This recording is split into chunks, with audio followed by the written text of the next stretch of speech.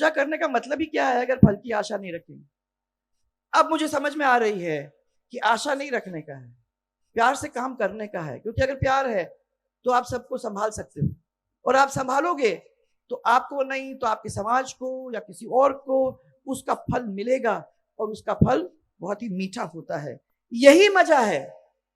मजा तो इस बात का है कि अगर हमने काम किया है जनता के लिए तो वो दिखना चाहिए जनता को, और वो आज ही दिखना नहीं चाहिए, वो आगे तक दिखना चाहिए। ऐसा काम होता है तो जनता खुश होती है, और जनता खुश होती है तो हम भी अपार खुश होते हैं।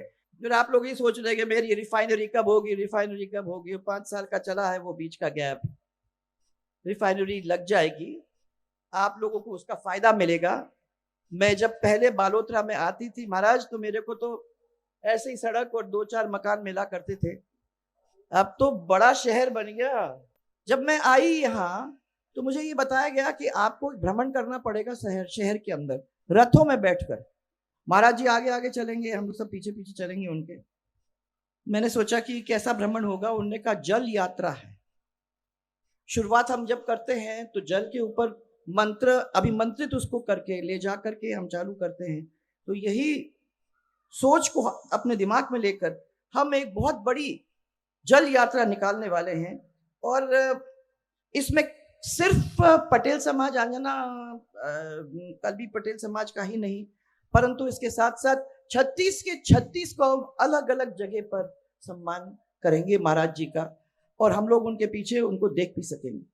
मुझे इतनी खुशी हुई, और उसके लिए भी मैं आपको बहुत बहुत धन्यवाद देना चाहती हूँ महाराज, कि अपने समाज के लिए तो अपन सब कुछ करते ही हैं, परंतु उसके साथ साथ अगर हम लोग दूसरे समाज को भी जोड़ सकें और उनको भी ये बताएं कि जो भी हम करते हैं वो हम सबके लिए करते हैं, तो मैं समझती हूँ कि क्षेत्र के अंदर एकता आए, और वो एकता में अपने क्षेत्र को आगे बढ़ाने के लिए जैसे आज सब लोग जुड़े वैसे आगे भी सब लोग जुड़ेंगे तो क्षेत्र क्या, बालोतरा से छोटा छोटा गांव नहीं, बालोतरा एक बहुत बड़ी जगह बन के रह जाएगी। और मुझे विश्वास है कि बहुत जल्दी ये होने वाला है महाराज जी के कृपा से। इस स्थान के अंदर बहुत मान्यता है, इसलिए श्री श्री राजाराम महाराज जी के शिष्य बाद के देवाराम जी महाराज के साथ श्री श्री कृष्णाराम जी महाराज जब देवलोक पधार गए थे, तो हमारे गादीपति श्री दयाराम जी महाराज को जब चादर देने का अवसर आया था, तो उस समय हमारे प्रधानमंत्री गुजरात के तब तो नहीं थे, तब मुख्यमंत्री थे, तब वो पधारे थे। अभी कुछ ही दिन पहले 25 तारीख को उन्हें राम मंदिर पर जो हम सब ने सपना देखा था उसको पूरा किया, और ध्वजा फहराकर बता दिया कि देश अब राममय हो गया है। एक सामान्य कृषक परिवार से जन्मे हमारे राजाराम जी महाराज केवल एक संत ही नहीं थे, यही सबसे बड़ी खूबी है कि संत ही नहीं थे, परंतु उन्होंने वैचारिक क्रांति अपने क्षेत्रों के अंदर लाने की कोशिश की। जब पहला आदमी होता है ना, जब शुरू करता है वैचारिक क्रांति, तो लोग उसके साथ जुड़ते नहीं हैं, लोग सोचते हैं आदमी क्या बात कर रहे हैं, बड़ा मुश्किल काम हो जाता है। तो जो काम शुरू करता है उसको ही मालूम है कि उसने कितना अपना सब कुछ दे दिया उस चीज को उठाने के लिए, तो वो उन्होंने किया। राजाराम जी महाराज ने जन जन के अंदर राम के नाम के अलग को जगाने का काम किया है। फिर उन्हीं के पद चिन्हों पर चलते हुए कृष्णाराम जी ने भी काम किया। उन्होंने पूरे भारतवर्ष के अंदर जहां जहां ये समाज बिखरा हुआ था, कौन जानता था, कोई इधर था, कोई उधर था, कोई बैंगलोर में था, कोई कहीं, उन्होंने सबको एक सूत्र में बांधने का कार्यक्रम किया। और शिक्षा का प्रसार, उन्होंने कहा सबसे पहले जब तक हम लोग इनको शिक्षित नहीं करते हैं तो हमारा काम पूरा नहीं होगा। शिक्षा का प्रसार उन्होंने किया, समाज की प्रगति के अंदर एक बहुत अच्छी भूमिका निभाने का काम भी किया। वर्तमान में चौथी पीढ़ी के महंत हमारे आदरणीय महाराज श्री दयाराम जी महाराज, उन्होंने भी इस परंपरा को बढ़ाने का काम किया है। मैं आपको बधाई देना चाहती हूँ महाराज, क्योंकि आपने 2 साल पहले मेरे को कहा था कि दिल्ली के अंदर भी अब आप एक गर्ल्स स्कूल और एक हॉस्टल बनाने का काम चालू करने वाले थे। ये आपने बताया कि वो पूरा हो चुका है, काम पूरा हो गया है और बच्चियां पढ़ना, हाँ, उद्घाटन भी हो गया और बच्चा आना भी शुरू हो गया दिल्ली में। कोई छोटी मोटी काम नहीं है। महाराज साहब ने जो किया है वो गुजरात में है, वो मध्य प्रदेश में है, वो हमारे राजस्थान में अंदर के अंदर है, अब दिल्ली के अंदर है, साउथ में भी है। इन्हें अलग अलग जगह के ऊपर शिक्षण संस्थानों को उठाने का काम किया है ताकि हमको सुशीला, संतोष, इन जैसे और भी बहुत सारी महिलाओं को देखने का काम करेंगे और आप जैसे और पढ़े लिखे लोग इस समाज को आगे ले जाने में मैं आगे ही नहीं। अब ये खाली बिल्डिंग बनाने का काम नहीं होता, इसमें धार्मिक, सांस्कृतिक और सामाजिक एक मान्यता को भी किस तरीके से मिश्रण करें उसको भी मिलाने की वो कोशिश में कोई कमी नहीं छोड़ी। और मैं ऐसा कहना चाहती हूं कि ये मेरा परम सौभाग्य है कि ऐसे स्थान पे जब कभी मौका मिलता है आने का तो अंदर मेरे में भी एक नई ऊर्जा पैदा हो जाती है। आज आपकी ऊर्जा को देख के मैं बहुत सारी ऊर्जा लेके बाहर वापस जा रही हूँ महाराज, और ये ऊर्जा कुछ दिन के लिए चलेगा, परंतु आप लोगों को देखकर, आपकी ऊर्जा को देखकर मैं भी आगे चल पाऊंगी, मुझे विश्वास है। और मैं मानती हूं कि वैसे भी मेरे जीवन का आधार धर्म है ही। मैं ये कहा करती थी आप लोगों को पहले भी, एक हॉटलाइन है, कभी कभी एंगेज हो जाता है परंतु ज्यादातर वो हॉटलाइन चलता ही रहता है। भगवान जो भी करता है मैं समझती हूं कि वो ठीक ही करता है। और जैसे अभी ये कह रहे थे कि सिर्फ पूजा से ही खुश नहीं होते भगवान, वो चाहते हैं कि आप परोपकार करें। अब आपके मंदिर जो बने हुए हैं वो सिर्फ पूजा से नहीं बने, वो परोपकार से बने। सब एक आदमी चींटी जैसे एक एक आदमी ने छोटे छोटे छोटे छोटे छोटे काम करके वो विशाल मंदिरों को बनाने का काम किया है।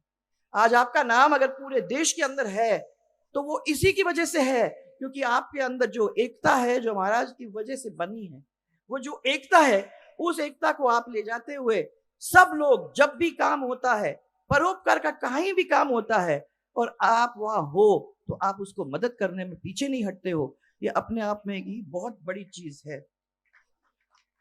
करुणा, सत्य, संयम, ये मैंने बहुत दफा आप लोगों में देखा है। वैसे ये नहीं है, कभी कभी नाराजगी भी देखी है, ऐसा कुछ नहीं, परंतु ज्यादातर मैंने संयम भी देखा है, मैंने करुणा भी देखा है। और मैं ये मानती हूं कि कभी ईश्वर की प्राप्ति करना है तो जो पीड़ित लोग हैं उनकी सेवा अपने को करना जरूरी है।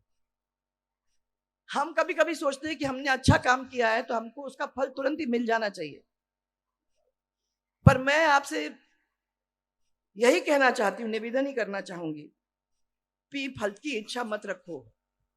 मैं पहले जब जवान, थोड़ा 30 साल पहले की बात है, तब मैं जब भागवत पढ़ती थी तो मैं सोचती थी कि ये कहते थे कि फल की आप बचे आशा मत रखना।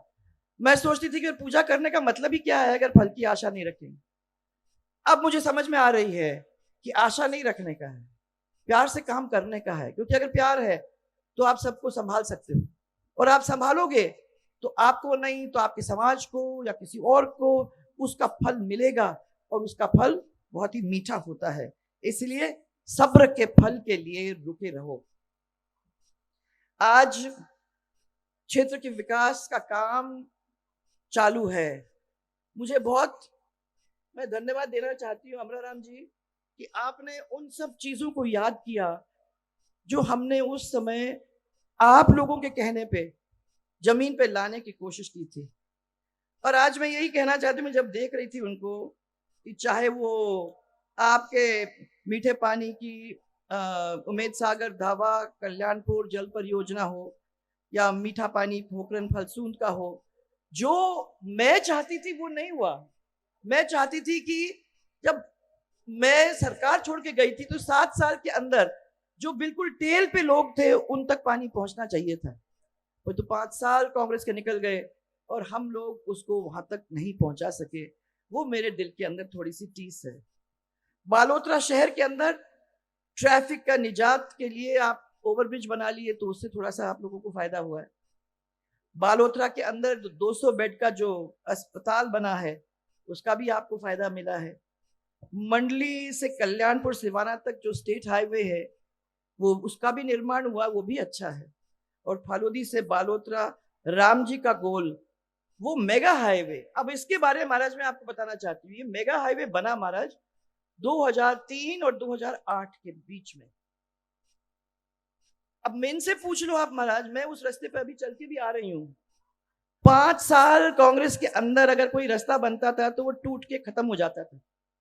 आज तब से लेके आज तक उस राम जी के गोल के सड़क के ऊपर आप लोग सरसराते हुए चलते हो। आज मैं तो सरसराते हुए आई और मैंने देखा कि वो सड़क जैसी थी, जैसे रहने चाहिए थी, वैसे।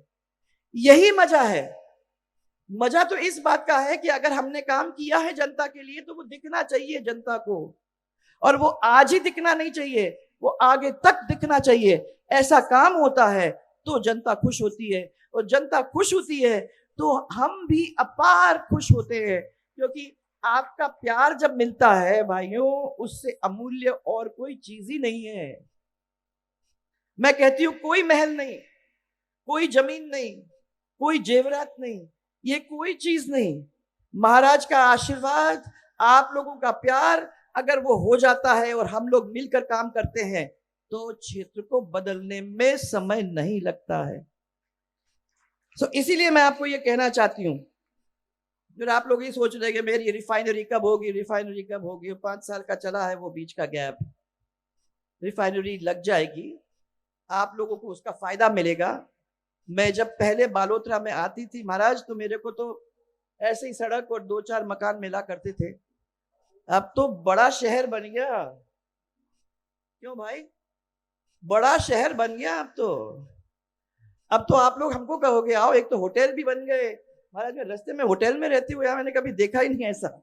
इस समय ऐसे होटल तो मिले नहीं करा करते थे। अच्छे अच्छे होटल बन गए, अच्छे अच्छे खाने की जगह बन गई, अच्छी अच्छी सड़क बनी हुई है, अच्छे अच्छे दुकान खड़े हो गए हैं। बालोतरा एक बड़ी जगह बन गई है।